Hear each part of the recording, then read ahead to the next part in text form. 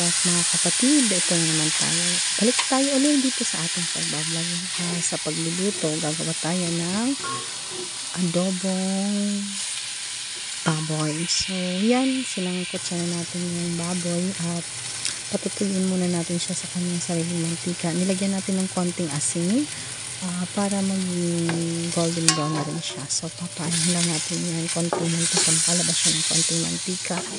Ayun, katatapos lang natin sa trabaho at bumili tayo ng pork. At pagkatapos, pagka-uwi, hinugasan natin at hiniwa-hiwa at nag-decide akong adobohin. So, laban lang tayo. Ayun na nga, galing sa trabaho, afternoon, luto tayo para sa ating pangtanghalian at same na rin panghapunan. Isang lutuan lang tayo para tipid sa gas, no? Ayun, nilagyan na rin natin ng konting paminta para magsangkot sa din siya. Tapos, hintayin lang natin siya mag golden brown at brown. Ayan, at halo-haloin lang natin. So, maghintay lang tayo na ano na siya yung mantika niya. At nag-decide na rin akong lagyan siya ng suka para lumambot na din yung karne. Kasi ma-absorb na niya yung acid. So, isa din yan na mabilis magpalambot ng karne. Kaya ang purpose ng paglagay ng suka prior to sa toyo is lumambot yung karne. Ayan, hinalo-halo lang natin. Medyo nahihirapan din ako dyan kasi hawak ko yung camera. Wala pa akong lagayan ng camera para stable din yung pagbe-video. But in due time, bibili na rin tayo yan kasi ipupursige din natin na mag-video para at least nakikita nyo na rin yung aming channel is updated na rin tayo ng mga konting videos. Ayun lang, at nagpapasalamat pa rin kami sa susuporta sa amin. At the same time, hopefully makapag-upload tayo na ng regular videos. Wala lang, as in parang libangan na rin after work, at least mayroon tayong look forward na gagawin. So, ayan, natapos lang natin na lumambot na din yung karne kasi pinaano ko na din yan, yung mantika niya. So, natatakot din akong tatagalin siya kasi medyo nagkamali ako ng paggamit ng kawali. Dapat yung ginamit ko yung sticky pan. Itong ginagamit kong kawali ngayon is parang mabilis siya masunog. So, hindi ko na masyadong golden brown yung paglabas ng mantika. Ayun lang, at tuloy-tuloy lang tayo. Laban lang tayo sa buhay. Maraming mga pagsubok pero nalalampasan pa rin naman. Ganun talaga ang buhay. So, ayan, nilagyan natin ng konting tubig din para at least hindi siya agad matuyo habang pinapalambot natin.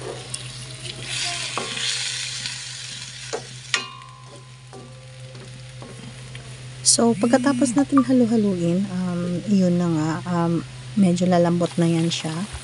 Nilagyan na rin natin ng toyo. Yan, nilagyan ko na din ng bawang, sibuyas. Depende din kasi yan sa inyo kasi yung iba naman, pwede din ang ginagawa nila is nagsustain muna sila ng bawang, sibuyas. So, depende sa diskarte nyo paano nyo lutuin yung adobo. May iba't ibang klaseng pagluto ng adobo.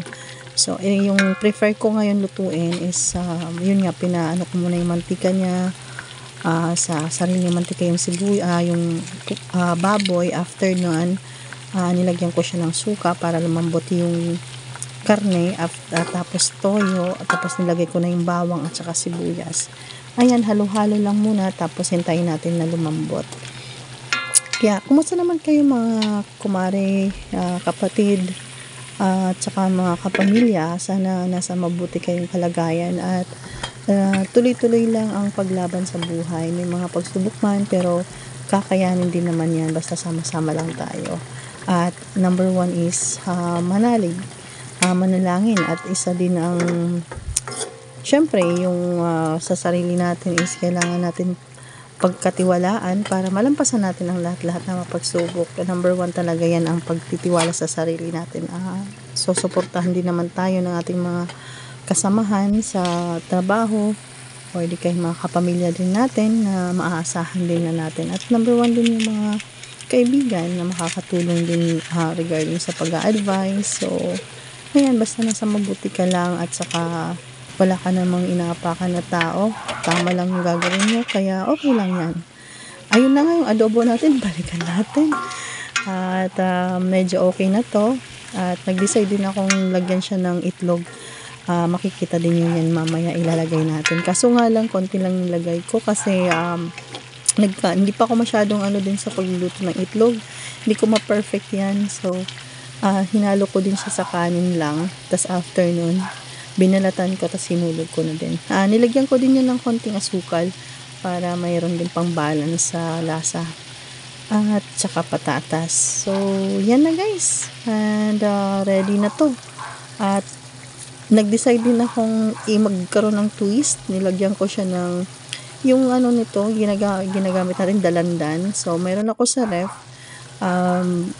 Na galing to sa opisina namin, binibigay yung pag kumakain ka doon, medyo maasim. So, hindi ko makain. Nilagay ko lang sa ref. So, dinicide ko na ilagay dyan. At least dyan, mahalo din siya sa yung sustansya niya.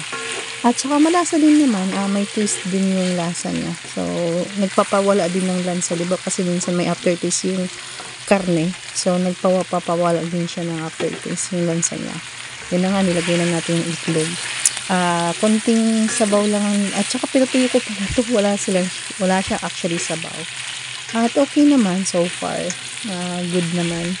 Ayun, okay, matatapos na to. At yun na, thank you for watching everyone, and hope you have to support us for our next video. And ito na nga, balik ulit tayo sa pagbablog, and yun, laban lang tayo. At sana magkaroon na rin tayo ng marami pang upload at subaybayan nyo kami sa aming next upload. Thank you for watching. Have a good day. Bye-bye.